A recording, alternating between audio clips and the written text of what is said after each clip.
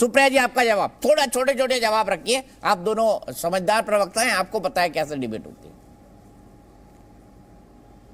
नहीं, पहले बोलने से, मेरे बोलने से पहले इस देश के प्रधानमंत्री की आवाज भी इस देश में गूंजनी चाहिए। 3,500 करोड़ रुपए विज्ञापन के खर्चा करके गूंजते हैं, थोड़ा मैं भी उनका विज्ञापन कर देती हूं। मुझे बता दीजिए ये किसकी आवाज है, किसके बारे में कह रहे हैं?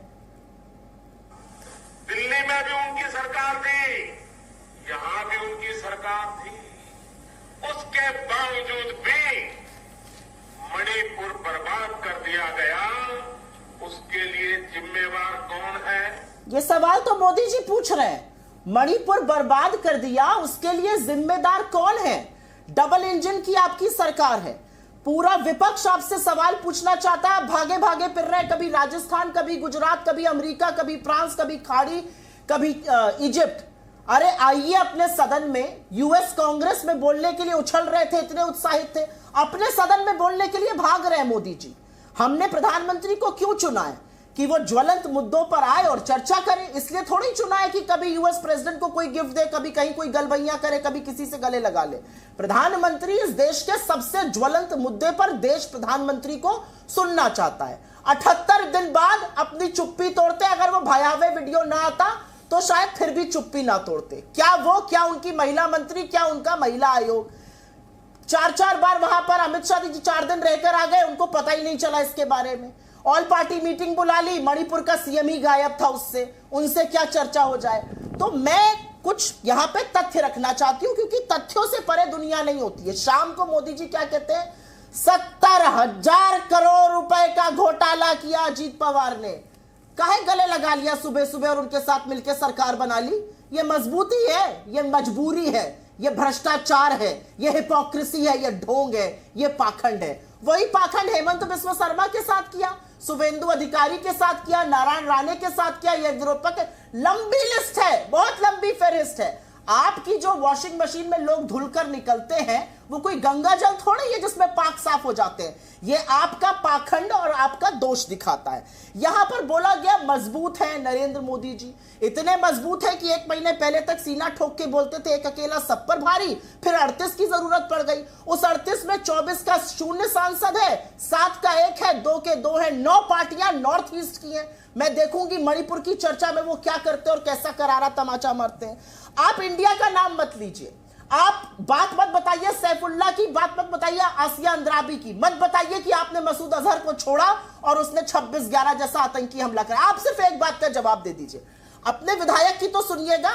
आपका मणिपुर का विधायक कह रहा है राज्य प्रायोजित हिंसा हो रही है।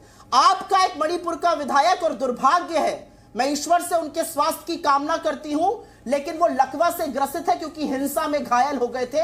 वो कहते हैं राज्य प्रायोजित हिंसा है। राज्यपाल कह रही है राज्य प्रायोजित हिंसा हो रही है, समझ में नहीं आ रहा क्या हो रहा है, भयावह त्रासदी है। मैंने ऊपर के लोगों को बता दिया, किसी की मत सुनिए। सुप्रीम कोर्ट ऑफ इंडिया क्या कह रहा है?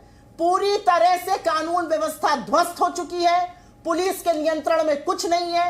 पुलिस रिपोर्ट करती है चीफ मिनिस्टर को।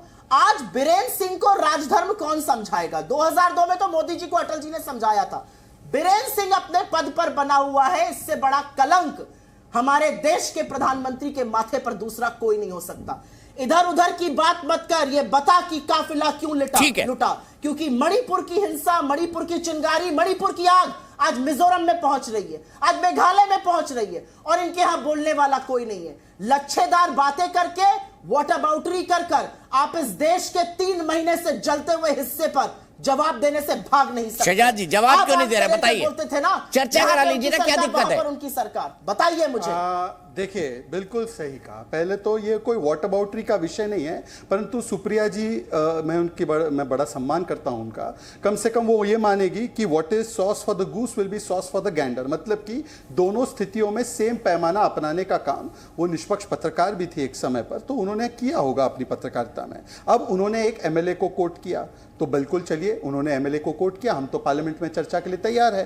परंतु उनकी एमएलए कहती है दिव्या मदेरणा कि 3 साल से महेश जोशी के बेटे पर रेप का चार्ज अभी तक किया नहीं गया है। अब बताइए कि अपने एमएलए के इस विषय पर क्या बोलेंगे? अभी वही दिव्या मदेरणा ने कहा कि बाकी महिलाओं का तो छोड़ दीजिए, मैं खुद असुरक्षित हूं राजस्थान में, चलिए वो छोड़ दीजिए। मुझे नहीं लगता किसी भी राज्य में यह घटनाक्रम हुई होगी जो मैं आपको बता रहा हूं। वो छगन सिंह बोल रहे हैं, आप स्वीकार किया जाना चाहिए। सच्चाई है कि हम महिलाओं की सुरक्षा में असफल हो गए। और ये राजस्थान में जिस तरीके से ये राजस्थान के सिटिंग मंत्री अपनी ही विधानसभा में देश की नहीं राजस्थान की महिलाओं की चर्चा करना चाह रहे थे, अगले दिन उनको मंत्रालय से बर्खास्त कर दिया। मैं तो कह रहा हूं उधर चर्चा हो जाने देते अगर आपको महिलाओं की सुरक्षा की इतनी चिंता थी। और ये इसलिए जरूरी है क्योंकि एक ही दिन में 15-15 घटनाएं हो रही है। मान्यवर, एक आखिरी घटना 2 महिलाओं के साथ हुई अजमेर में, 3 दिन हो गए, अपराधी पकड़े नहीं गए। कैसे पकड़े जाएंगे? मुख्यमंत्री कहते हैं 50% केस तो फेक होते हैं। शांति धारीवाल इनके कॉलीग है, कहते हैं कि मर्दों का प्रदेश है, बलात्कार तो होता रहेगा, नंबर 1 तो बनेगा राजस्थान बलात्कार में। चलिए छोड़ देते हैं इस विषय को। ये कहती है कि प्रधानमंत्री बोलते क्यों नहीं है। दीपक जी, आपको पता होगा ये बजट सेशन का है।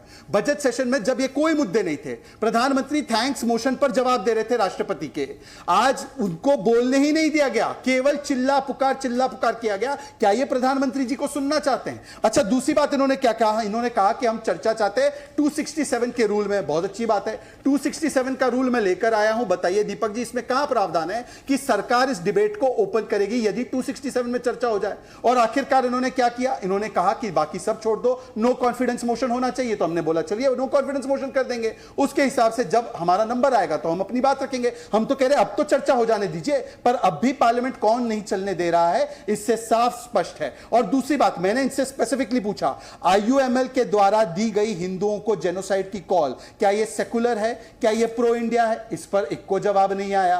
26/11 पर सवाल उठाने वाले, क्या ये प्रो इंडिया एंटी इंडिया? एक को जवाब नहीं आया। वंदे मातरम का विरोध करने वाले, एक को जवाब नहीं आया। और देखिए, बात करते हैं ये अभी उन्होंने बात की वॉशिंग मशीन की।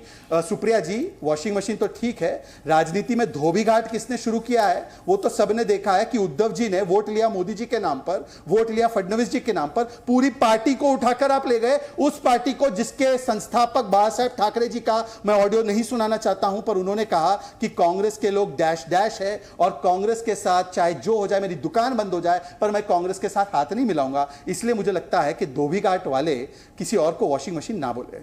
ठीक। Z News.